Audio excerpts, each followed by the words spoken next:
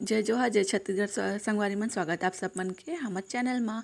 तो हमारे घर में सबसे पहले रोटी ना चीकू बर बनथे। अब पूछे चीकू कौन है, तो चीकू हमारे मिट्ठू के नाम में। तो ये तो ऐसे लगा था देख के कि किसी बहुत दिन से भूखा रही। ओकर बाद फिर मैं बना ले हैं देवान बार रोटी का, कि सुबह से परेशान कर रोटी दे।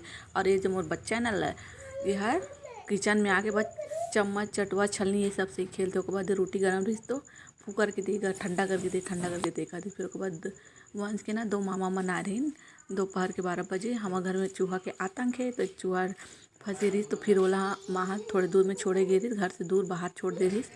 और यहाँ शाम के टाइम के वक्त है और वंश बोला कि मतलब भूख लगा थी, तो एला में मुर्गा और यहाँ वंश बेटा अपन मुर्गा मिर्चा लेके चलते बनी से देखा कितना आराम से खाते।